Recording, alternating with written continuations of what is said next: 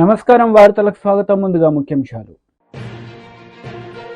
YCP leader Botsa Satyanarayana press meet, పలు అంశాలపై వివరణ. బీఆర్ఎస్ లీడర్ ప్రెస్ మీట్, పలు అంశాలపై వివరణ. బొత్స సత్యనారాయణ మీడియా సమావేశం నిర్వహించారు. ఈ సందర్భంగా పలు అంశాలపై ఆయన మాట్లాడారు. అంతా కూడా ఎంతో శాంతియుతంగా, సామరస్యంతో, సోదరభావంతో ఉన్న ప్రాంతం.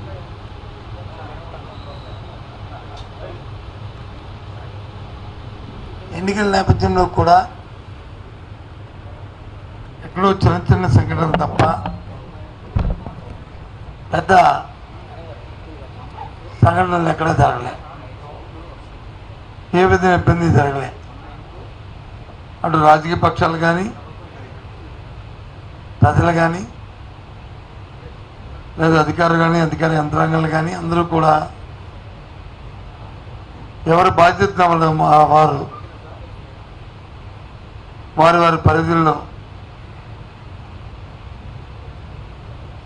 ఏదైతే మనకున్న సాంప్రదాయం ఉన్నాయో వాటి ప్రకారం ఎన్నికలు జరుపుకున్నాం.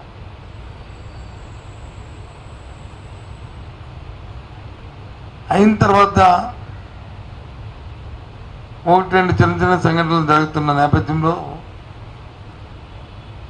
వాటిని రాజకీయ లబ్ధి కోసం, రాజకీయ కోణంలో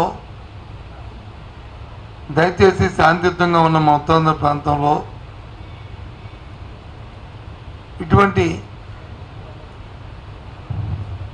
సంస్కృతి లేని నేపథ్యంలో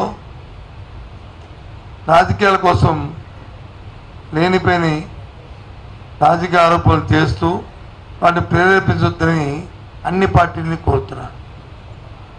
ముఖ్యంగా పోలీసు వ్యవస్థను కూడా కోరుతున్నాను. నిష్పక్షపాతంగా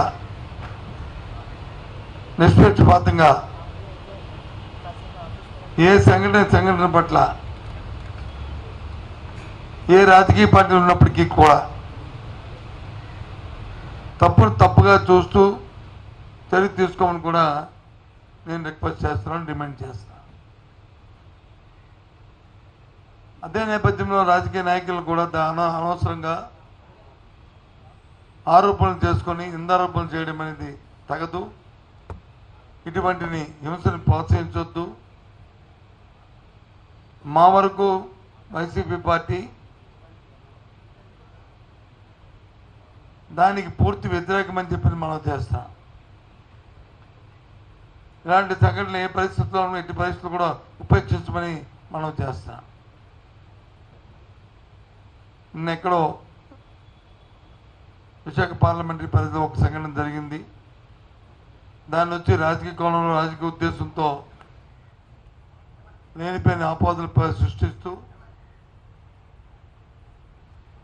మాట్లాడడం సమంజసం కాదని మనం చేస్తున్నాను. పూర్వపరాలు తెలుసుకొని చేయాలని, అలాగే సైమల్టేనియస్గా నేను కూడా పోలీసు అధికారులతో మాట్లాడడం జరిగింది.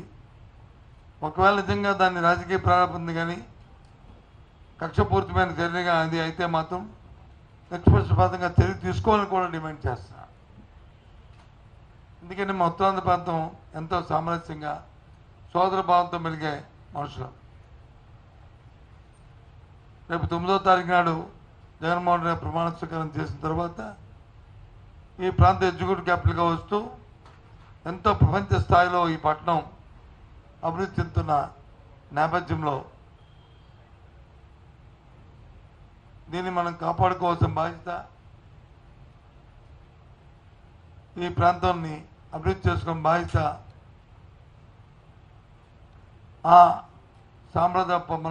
మన సాంప్రదాయాల్ని మనం కొనసాగించిన బాధ్యత ఈ ప్రాంత పౌరులుగా, ఒక రాజకీయ పార్టీ నేతలుగా కాకుండా ప్రాంత పౌరులుగా మన బాధ్యత అని చెప్పి అన్ని రాజకీయ పార్టీలు కూడా నేను కోరుతున్నాను. దయచేసి అందుకోసమే మీ ద్వారా చెప్దామని ఇవాళ ఈ పత్రికా సమావేశాన్ని ఏర్పాటు చేశానని మనం చేస్తాం.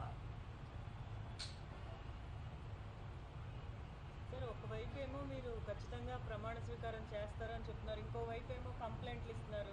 ఏమైనా మేమేమి కంప్లైంట్లు వచ్చి ప్రమాణ స్వీకారానికి కంప్లైంట్కి సంబంధం లేదు. కంప్లైంట్ దేనికి నిన్న గవర్నర్ గారిని కలిసామంటే మేము ఎలక్షన్ కమిషన్ ఎవరైతే నియమించిందో ఒక అధికారిని, ఓ రిటైర్డ్ పోలీస్ ఆఫీసర్ని లా అండ్ ఆర్డర్ సంబంధించి పర్యవేక్షించడానికి, ఆ అధికారి ఏకపక్ష నిర్ణయం తీసుకోవడం వల్ల ఏదైనా కంప్లైంట్ ఏదైనా ఒక ఫిర్యాదు వస్తే దాని మీద క్షుణ్ణంగా పరిశీలన లేకుండా చర్య తీసుకొని ఏ ప్రాంతంలో అయితే జిల్లాధికారులను మార్చారో ఆ ప్రాంతంలోనే సంఘటనలు జరిగిన సంఘటన పట్ల ముందు కానీ వెనక కానీ దాని మీద ఆలోచన చేయలేదని చర్యలు తీసుకోలేదని చెప్పాం. ఒక అధికారిని నియమించే ముందు ఇటువంటి సున్నితమైన సమయాల్లో అధికారి తాలూకా యాంటీడేట్ వెరిఫికేషన్ చేసుకోవాలి. పూర్వపరంలో వారి తాలూకా ఎక్స్పీరియన్స్, వారి ఉద్యోగ బాధ్యతలు నిర్వర్తించినప్పుడు జరిగిన సంఘటనలు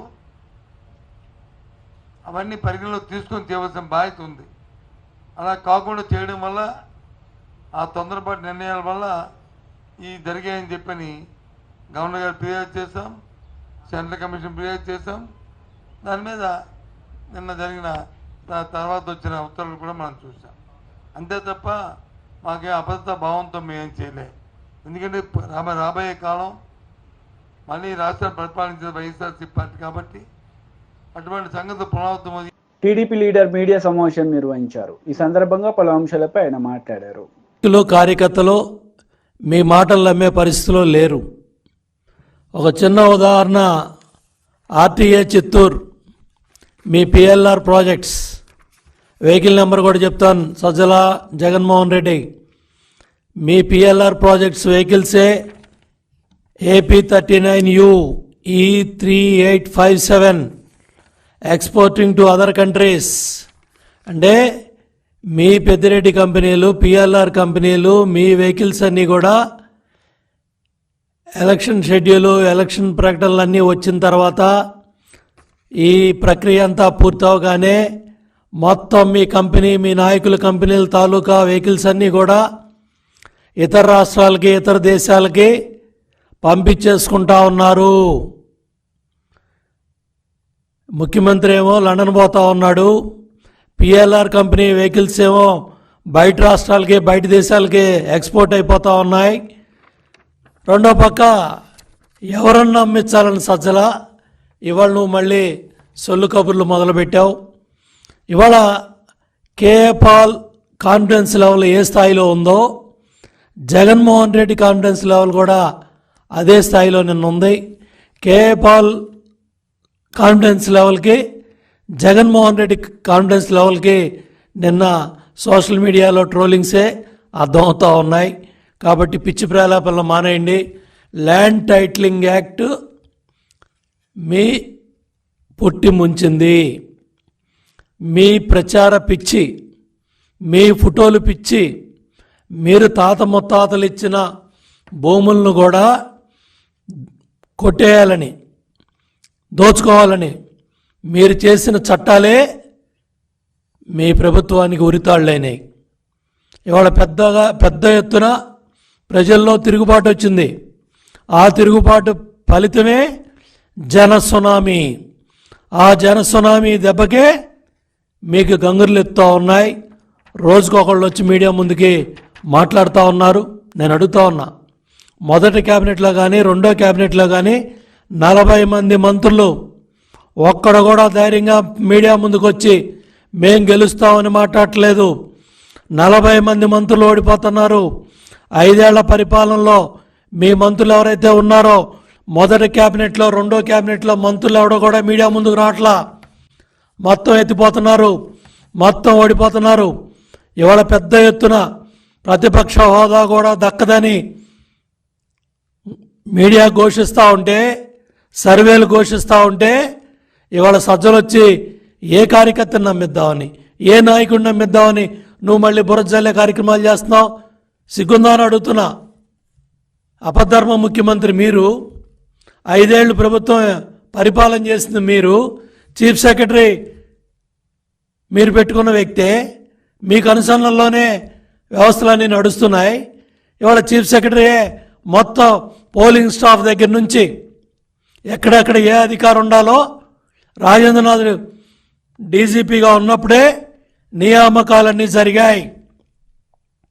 ఇవాళ ఈసీ మీద బురజల్లాలనో, తెలుగుదేశం పార్టీ మీద బురజల్లాలనో, ఎన్డీఏ కాటు మీద బురజల్లాలనో, కేంద్రం మీద బురజల్లాలనో ఇవాళ సజ్జల ఎత్తిపోయే మాటలు మాట్లాడుతూ ఉన్నాడు.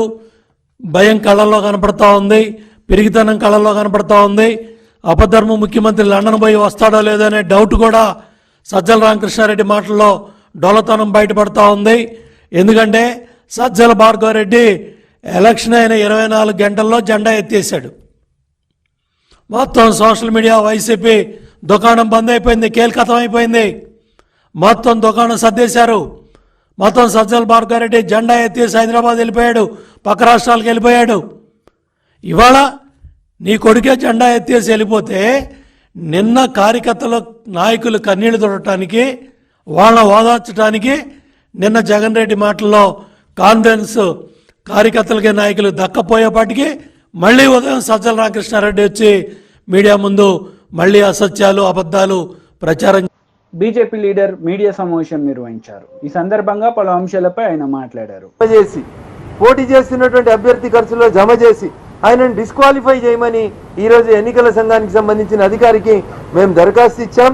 ఎఫ్ఐఆర్ చేగుంటలో నమోదైనటువంటి క్రైమ్ నెంబర్ 161/2024 మళ్ళీ ఎఫ్ఐఆర్ కాపీ లేదంటారేమో అని చెప్పి పబ్లిక్ డాక్యుమెంట్ ఇది గూగుల్లో కొడితే దొరుకుతా ఉంది. క్రైమ్ నెంబర్ 161/2024 పోలీసు వాళ్ళు నమోదు చేసినటువంటి ఎఫ్ఐఆర్ కాపీ తీసుకొచ్చాం.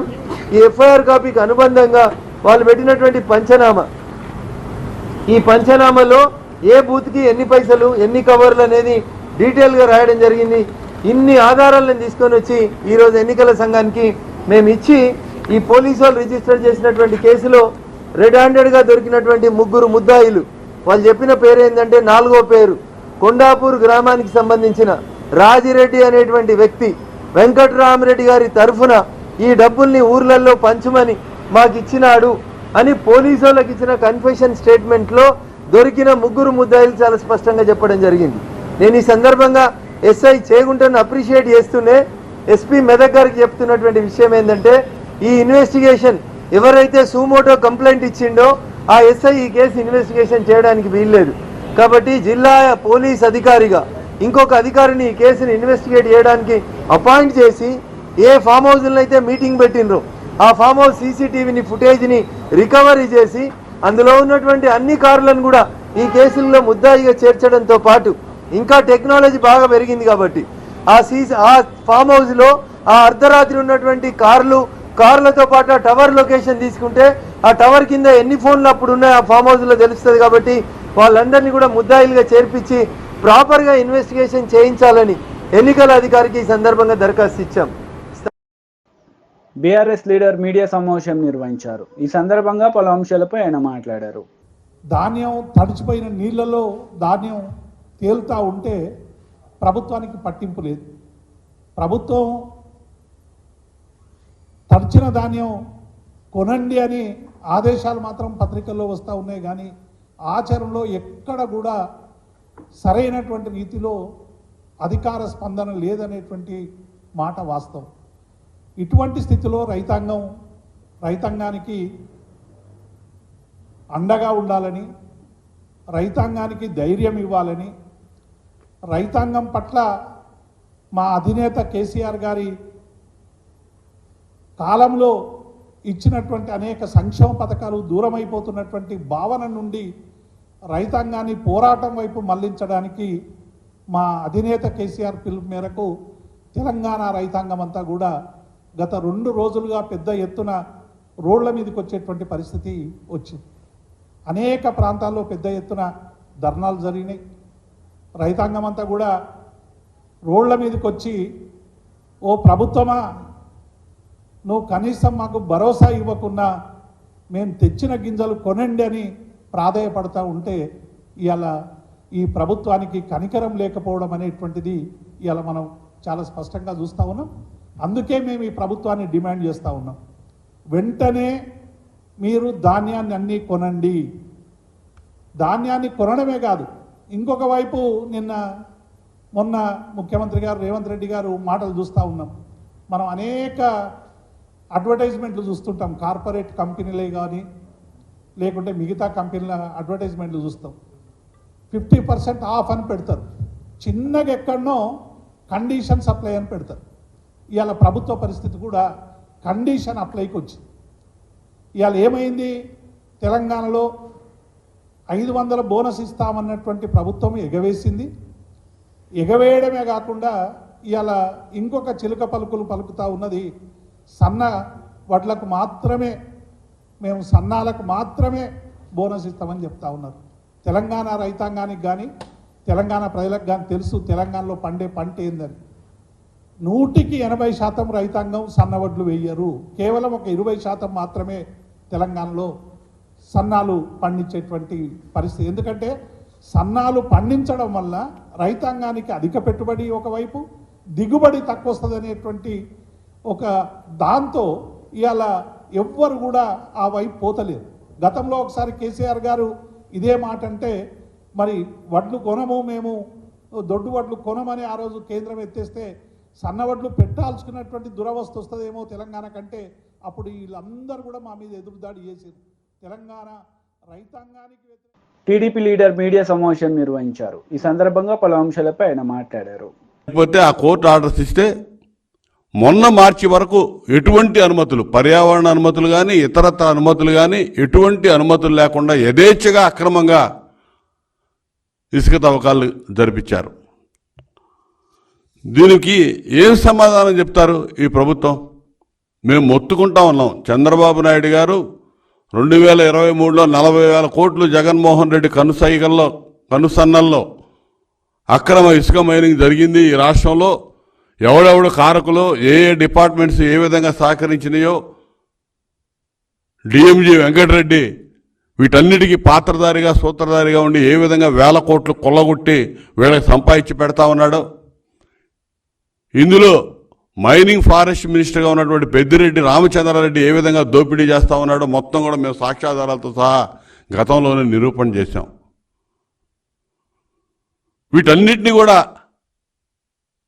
అసలు లెక్క చేయకుండా ఎన్జిటి నేషనల్ గ్రీన్ ట్రిబ్యునల్ ఆదేశాలు లెక్క చేయలేదు, సుప్రీంకోర్టు అంటే లెక్కలేదు, అసలు వ్యవస్థలంటే లెక్కలేదు. వీళ్ళ ఇష్టానుసారం అక్రమంగా ఇసుక తవ్వకాలు సాగిస్తానే ఉన్నారు యథేచ్ఛగా. నిన్న ఆర్డర్స్ ఇచ్చింది, ఇప్పుడు కూడా రాష్ట్రంలో యథేచ్ఛగా జరుగుతూ ఉన్నాయి. ఇవాళ ఏం చెప్పాలి? సుప్రీంకోర్టు అడిగినప్పుడు మేము కేసులు ఫైల్ చేశామని చెప్పారు. ఎవరి మీద పెట్టారు కేసులు? ఏ కంపెనీ మీద పెట్టారు? చెప్పాలి, డిఎంజీ చెప్పాలి సమాధానం. ఏ కంపెనీల మీద పెట్టాడో, ఎవరి మీద పెట్టారో. ఎంఓఎఫ్సిసి అక్రమ తవ్వకాలు భారీ యంత్రాల సహాయంతో చేస్తా ఉన్నారని చెప్పి రిపోర్ట్ సబ్మిట్ చేసింది.